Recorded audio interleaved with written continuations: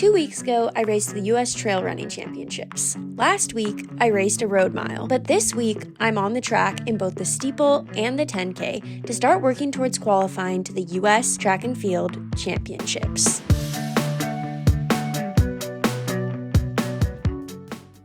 Hello, I am officially in Portland. I'm here for the Portland Track Festival. I'm actually not racing. This year I am pacing the Steeplechase and the 10K. I'm going to be doing that tomorrow and I'm excited but also kind of nervous because I haven't jumped over a barrier since the Olympic trials last June, and I haven't done a ton of stuff on the track that's similar to this, but that's also why I think it's so important for me to get out there, get a little bit of racing experience that's in a race environment but isn't a race. I'm also going to be a little bit less nervous than race day, hopefully. So I'll be able to show you more of the behind the scenes of my day and my routine as I lead up to a race. So yeah, see you in the morning. So first up, I'm going to head out on a 20-minute shakeout run since these are night races at 7:45 and 8:45 p.m.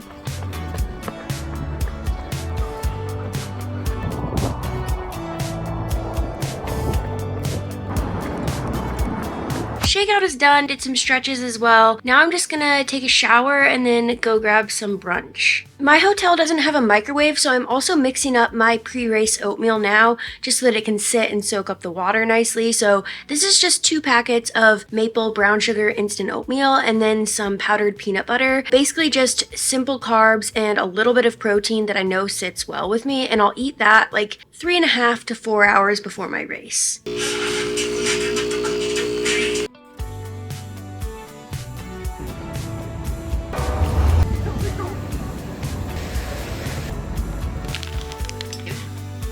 Alright, so I ate and then I was just kind of relaxing for like an hour or two. I'm getting bored and also I just get a little stir crazy on race days, so I like to go for a walk in the middle of the day. I'm just gonna go walk like 10 minutes to a Safeway and pick up a couple groceries and stuff. It's just kind of like a random little side quest activity to keep me entertained. I find that if I just sit in the hotel all day, I get too nervous and go a little crazy. So yeah, it's good to just get out. And I'm also drinking this element, of course.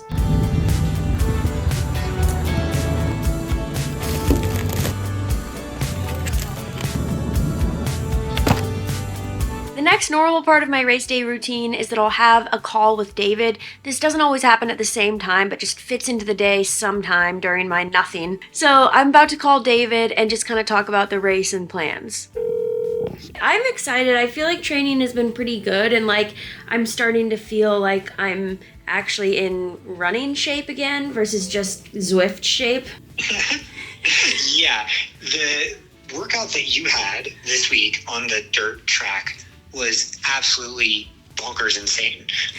When I saw the splits from it, it was one of those breakthrough workouts that you're prone to. You've had a few of those since I started coaching you, but they always precede like when shit just starts going wild. That workout points to, the type of fitness that's going to come around in July to make really big dreams possible. Tonight with pacing though, this is not about anything other than getting used to the track and expecting it to be hard, because the wild part of pacing that I've always seen is that it always is much harder than actually racing the event. And so expectations for tonight are, I want you to expect it to be discouragingly painful.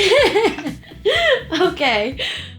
Traveling is part of my job, but so is getting good recovery, and when I'm traveling a ton and switching locations, it's really hard to get proper sleep and recovery. But this trip, I've been using Oslo's sleep buds, and it's been so helpful for making sure that I'm able to fall asleep quickly and stay asleep for as long as I want to. They use science-backed noise masking technology, so instead of noise canceling, they mask disruptive sounds with engineered sleep audio. There are a variety of of sleep sounds to choose from on the Oslo app, but my favorite one is Soar. I just think it's so soothing. Even with the noise masking, you don't have to worry about sleeping through an alarm because there's actually a personalized in-ear alarm that you can use and set for any time. I also love that these are so comfortable. I don't usually like sleeping with stuff in my ears, but these have squishy silicone tips and a secure fit that stays in my ears without pain or pressure and is comfortable even when I'm sleeping on my side. Oslo helps me sleep better, unlike some wearables that give you information about your sleep but don't actually solve any sleep problems. And that's part of the reason that Oslo was named a winner in the 2025 Oprah Daily Sleep Awards. Thanks to Oslo for partnering with me. Get the best sleep of your life by scanning the QR code on screen, clicking the link in my description, or using the code ALOS to get $10 off your first pair of Oslo sleep. In a continuation of this very exciting day, I laid in bed for an hour and now I'm making a coffee. I always have coffee 5 hours before my race, so it is time.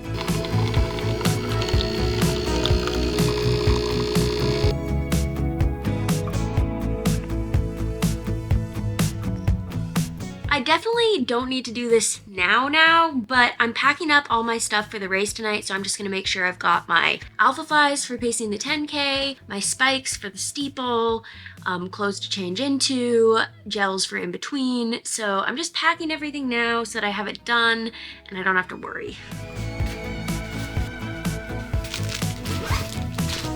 Yeah, so that took me like 1 minute total, but if I didn't do it now, later I'd be like, I need to set aside 15 minutes. I gotta get packed. I'm gonna eat my oatmeal in like 15 minutes, but for now I'm just drinking some more Element and doing some rolling, just trying to loosen up a little bit. I mean, I probably don't need to do this. Most of the stuff I do on race day are things that I probably don't need to do, but they just help me feel good. And as long as I'm feeling good, that's really all that matters. So I'm gonna do my silly little roll session.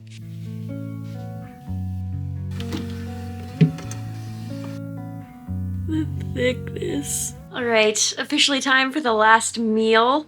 I'm having my oatmeal and then I will have bicarb a little bit closer to the race. Time of the day where I braid my hair. I always get so nervous to do this because I'm afraid that I'm gonna mess up the braids, and if the braids aren't perfect, obviously the race won't go well. And if I mess them up, I have to do them again, and then it's just gonna take extra time, and I'm usually like a bit shaky at this time of day. It's a stressful situation. It's difficult to even describe the level of stress that I'm about to experience, but here we go.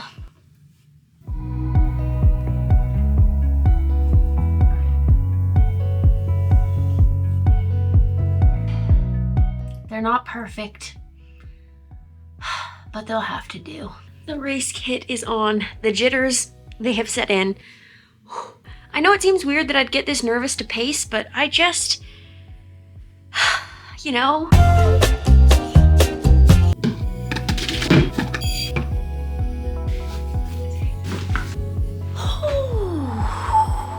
It is officially time to head out, so I'm going down to the bus and heading to the meet.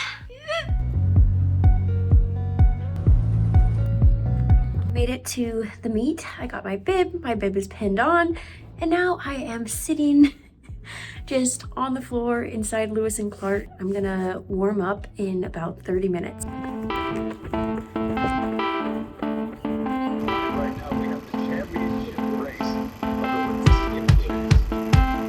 So we are off. This is my first steeplechase since the Olympic trials last summer, and the requested pace was 9:25, which is about 75 seconds per lap, but luckily for me there were pace lights, so I was able to just follow those. However, my rust was definitely showing over the water jumps. But I was still managing to stick to the pace. So they are ahead of the pace lights, but it's not quite fast enough for Featherstone Hall's Taste. She moves her way up to the lead. So after just 2 laps of my pacing, Grace Featherstonehaw actually passed me and went ahead of the pace lights, which is obviously completely fine because this is her race and not mine. But as a pacer, I just continued to follow those lights and stick to the 9:25 pace. With a little over a lap to go, my shoe got clipped and it was actually partway off. So my last water jump was even worse than usual, but I do have the sandbag of the shoe there. But Dang. Just a bit tough running the steeple with one shoe half off. That's true. That's true. That was such a weird pace drop because I was going the pace and I got past, which is fine. But then I was just like in the middle of the pack and I was like, what am I even doing? And my shoe almost came off. Yeah. So it was weird. It was weird, but nice to like get a little bit of steeple action in. It was definitely a shock to the system, but fun. These are my professional videographers. What are your names? Lucas. My name's Nate. Allie killed it. They said, can we get a selfie? And I said, you can be my videographers today. No problem. Easy to yeah. Thank you, guys. Yeah, of course. Gracie Hyde ended up winning this race, and Grace Featherstonehaw got second. They both ran PRs, so huge congrats to them. Next up for me pacing was the 10K, and the requested pace here was 31:30, which is 15:45 through 5K, or around 5:03 mile pace. The plan was for me to pace 5K of this race, but from the very first lap, it felt like such a grind, and I really can't explain this because I feel like my workouts have been going well, and pacing the steeplechase really didn't feel that bad despite my horrible water jump. So I was a little bit confused. I'm not sure if there was fatigue in my leg from the steeple or it's just because I had a busy week, but this was just absolutely brutal, and I was grinding every single lap, just reaching to try to keep up with those pace lights, and Caitlin Peterson was right behind me, and I really didn't want to mess up this race for her. I felt like I was starting to fall towards the back of the pace lights and was having to like surge a little bit during laps to get back up on them, and so after 2 miles, I decided to drop and just let her have her race. Yeah, I was really disappointed in myself for that. It just felt like I should have been able to do more, but I just didn't have it. Abby Nichols ended up winning this race in a huge PR, so big congrats to her and all the other women that grinded out that 10K. Also, big congrats to Michelle Roll, who was in this race and set an age group world record. It's the day after pacing, and I would be lying if I said I wasn't upset. I just didn't feel the way I wanted to during it yesterday, but I also realized this was my intro to the track season, and it's pretty normal to feel bad the first time out there, so I am excited to go race Broken Arrow, get some good training in Boulder, and then really take on the track season head on, because right now my plan is to try to run a qualifier for USA's and compete there. I just feel like I really need to get in a solid training block to be fully ready for the track. It's such a specific type of fitness and I'm just not quite there yet, but the last few weeks of training and racing have gone pretty well, so hopefully I can just keep making steps in that direction. And that's all for now, folks.